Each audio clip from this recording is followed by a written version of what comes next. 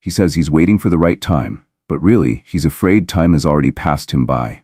You've heard it before. The speech about the dream, the plan, the spark. That someday, when the pressure eases, when the inspiration strikes, when the stars align, he'll finally rise into who he's meant to be. But nothing ever lands. It all floats. Promises, projects, poetry. He lives in the language of potential. And you, maybe you've been the believer, the witness, the quiet anchor hoping he'll finally touch ground. And the truth is brutal. You didn't fall in love with a man. You fell in love with a possibility, one that never came true. Because what he fears isn't failure, it's responsibility. The weight of following through, the discipline of becoming real. He isn't lost. He's hiding behind charisma, behind chaos, behind the sweet spell of not yet. He speaks of freedom, but he is a prisoner of avoidance. He calls himself misunderstood, but he refuses to be known. And you're exhausted. Exhausted from waiting. Exhausted from holding up the sky while he floats in myth. Exhausted from loving a man who never actually arrives. So let's stop pretending this is about immaturity. It's not. This is ancient. This is archetypal. This is what Jung called the Puer Aeternus, the eternal boy. Forever charming, forever escaping. If you've been wounded by him, loved him, been him, then this message is already yours. Take a moment now, like this video, leave a comment, and subscribe to the channel. Your support helps bring depth back to the surface of this platform. And now let's go deeper. He doesn't know he's caught. That's the tragedy. To him, the restlessness feels like freedom. The wanderlust feels like vision. The refusal to commit feels like staying true to himself. But what you're witnessing is not a free spirit. It's a spirit unmoored, drifting in a fog of dreams he won't land, and fears he won't name. Carl Jung gave this man a name. He called him the Puer Aeternus, the eternal boy. Not as an insult, as an archetype. A pattern written into the psychic blueprint of countless men who live not in reality but in delay. The Puer is mythic. He appears in Greek stories as Icarus, flying too close to the sun. He's Narcissus, enchanted by his own reflection. He's Peter Pan, fleeing to Neverland, where boys never grow up and consequences never follow. He's the man who cannot descend, he cannot root, he cannot remain. He lives in the idea of what could be, but never takes the sacred risk of becoming real. The Puer Aeternus is not simply immature, he is archetypally trapped. His entire identity is built on deferral. The right woman, the right moment, the right job. But none of it ever arrives, because he never arrives. He lives in the waiting room of his own life. You can see it in his eyes, that glimmer of destiny. The grand vision, the sense that he was born for something more. And maybe he was. But being born for something does not mean becoming it. That takes work, commitment, repetition, mourning, growth. And the Puer resists all of it. He appears brilliant. He often is. Charming, magnetic, electric with ideas. But look closer. That charm is not intimacy, it's performance. That spontaneity is not freedom, it's avoidance. That poetry isn't always soul. It's sometimes deflection dressed up in metaphor. What looks like brightness is often persona, Jung's term for the mask we wear to survive the world. The Puer wears his mask well. He is the light bringer. He makes you feel seen, alive, special. But he does not know how to stay. Because beneath the persona lives the shadow. Fear, shame, avoidance. A deep, unspoken terror of becoming ordinary, of being seen in his unfinished form, of being accountable to the weight of his own existence. He is light without weight, beautiful but unrooted. You try to reach him, but he lives in futures, and futures don't pay the price of growth. He tells you, not yet. When the time is right, when I feel ready. But readiness never comes, because it's not readiness he's waiting for. It's permission to never land. This is not laziness, this is not carelessness, this is psychic defense. A fortress built around a boy who was once wounded by disappointment and learned to live above the ground, beyond time, and outside the reach of real life. The Puer flees not just responsibility, but limitation itself. He resents schedules. He resists expectations. He retreats from anything that threatens to make him ordinary, because his soul has fused with the fantasy of being exceptional. But this fantasy is not a calling. It's a protective illusion. It's the dream that keeps him from facing the trauma of not becoming what he imagined. And here's the secret. The Puer doesn't trust life. He doesn't trust time. He doesn't believe anything real will hold him. So he never holds it. Not the job, not the partner, not the plan, not even himself. He floats. Because to land is to risk falling. To try is to risk failing. To stay is to risk being known and maybe even rejected. So he tells stories instead. He speaks in vision. He charms in metaphor. He conjures a future he never steps into, because fantasy is safer than disappointment. He wants to be seen, but not met. He wants to be admired, but not challenged. He wants the glory of arrival without the grief of the path, and the world believes him. For a while. Because the Puer is magnetic. He lights up the room. He makes you feel like life is waking up in your chest. He offers escape, a breath of magic in a tired world. But eventually, the magic becomes fog, and the fog becomes frustration, and the frustration becomes sorrow. Because no one can build a life on someday. This is the paradox of the Puer. He wants freedom, but he's enslaved to avoidance. He wants authenticity, but he hides behind a polished image. He wants to be chosen, but he flees intimacy. He wants to be exceptional, but he cannot endure being in process. He wants transcendence, without incarnation. He wants to rise, without ever descending. But Jung teaches that no true ascent is possible without descent.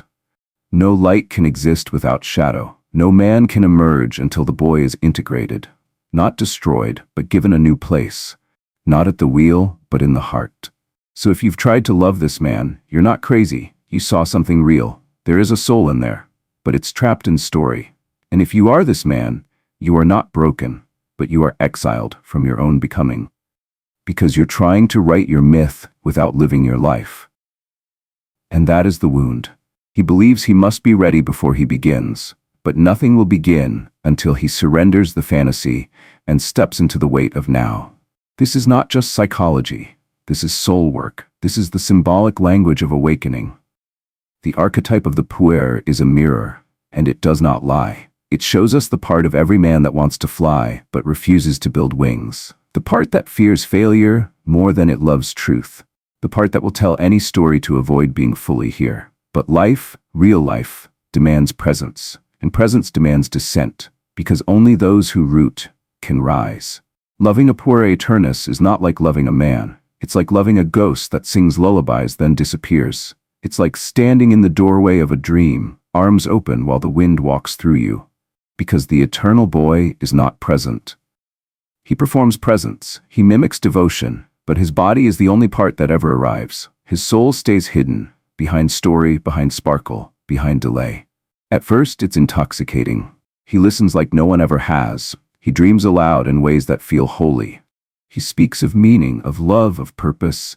You hear the melody of something sacred inside him, and you swear you'll wait for him to become it. But he won't. Not because he doesn't care, but because he can't yet hold. This man is not rooted, and no one can give what they haven't claimed within. So what happens to those who love the Puer? They become tired in a way sleep can't fix. They carry his weight, his chaos, his forgotten deadlines, his broken promises. They hold space again and again, hoping he'll finally step into the man he almost is. But he doesn't. He says things like, "I'm not ready. I just need space. I don't want to hurt you." And he means it.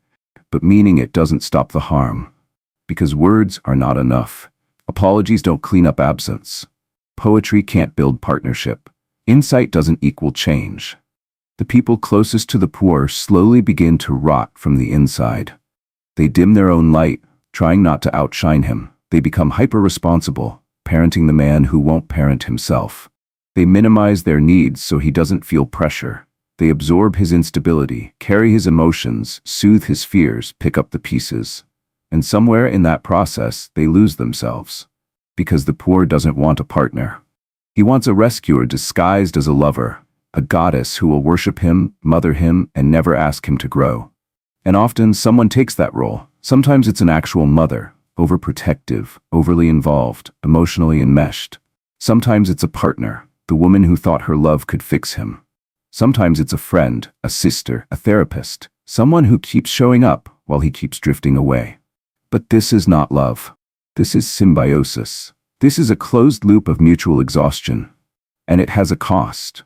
Because the Puer doesn't just disappear. He slowly erodes everything around him. He forgets birthdays. He abandons projects. He starts fires with words he can't back up. He blames others for the mess he created. He paints every disappointment as someone else's failure. He avoids accountability like it's poison.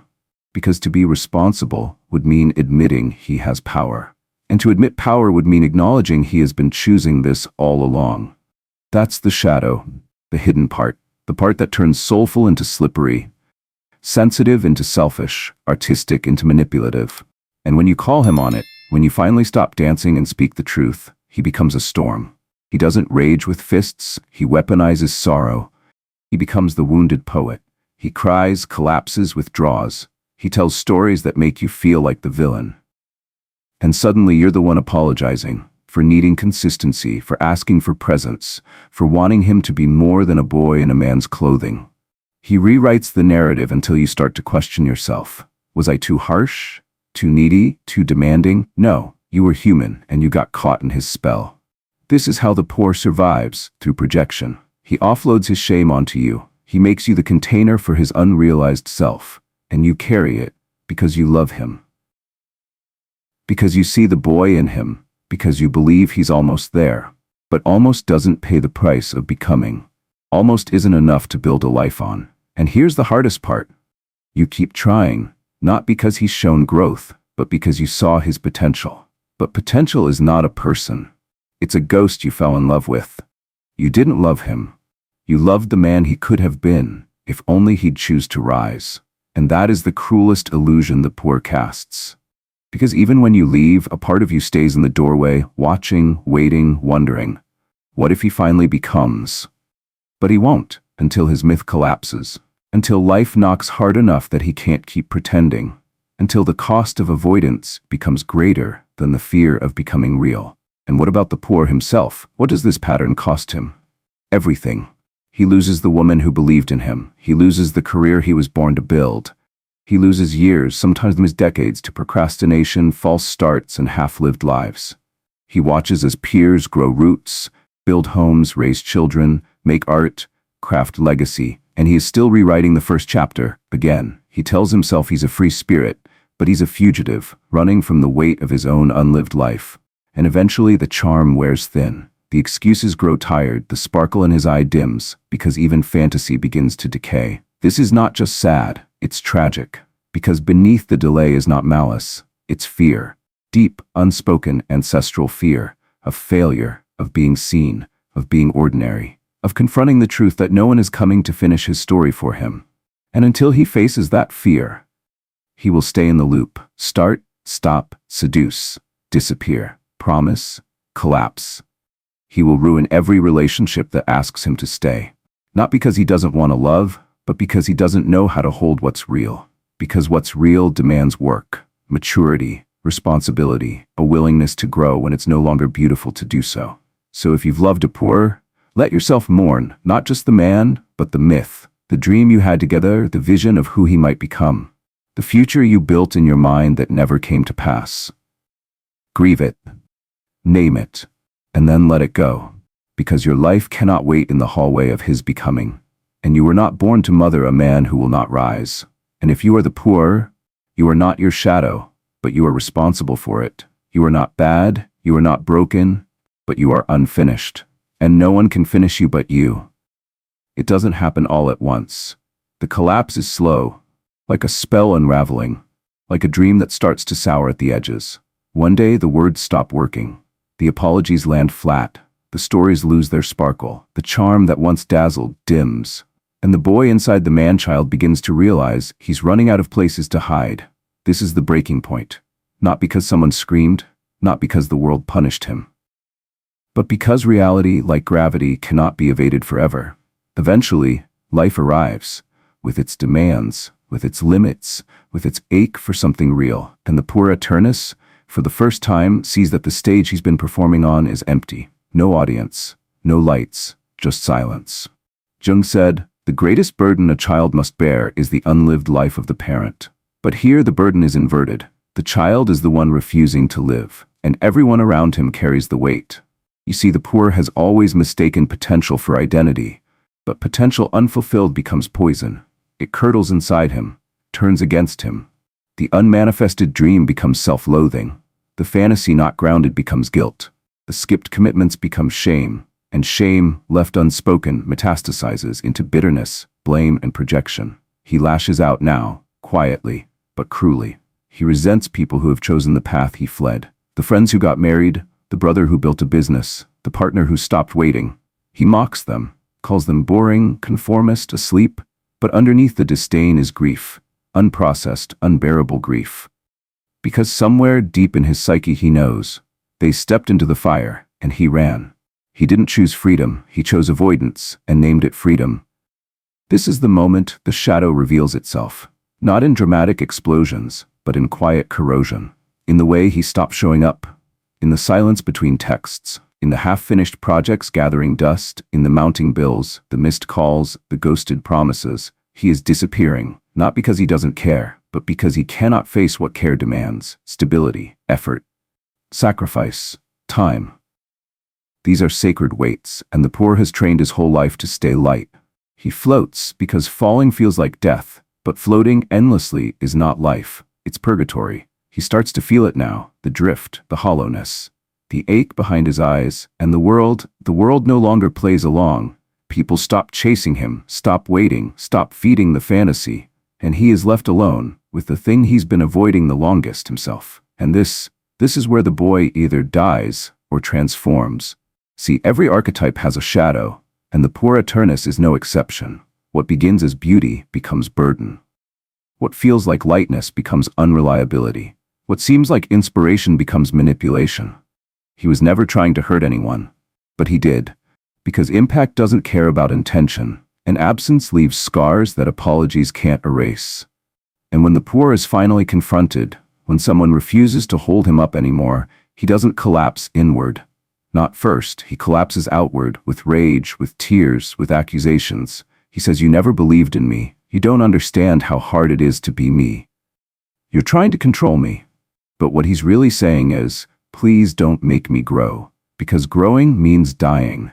To the fantasy, to the safety, to the dream of being held forever without having to stand. He says the world is cruel, but really, it just refused to keep mothering him. And that is the pain he cannot metabolize. He wanted the world to carry him like a womb, to forgive every absence, to understand every delay, to love him even as he refused to arrive. But the world, it will mirror you, not mother you. And when that mirror gets too clear, the Puer looks away, or blames, or vanishes, or finds another soul to seduce with story, so he doesn't have to meet himself. But eventually, even he grows tired of it. There's a moment. Every man-child meets it eventually. A night, a mirror, a silence so deep it feels like drowning. The boy who once believed he had all the time in the world suddenly realizes he doesn't.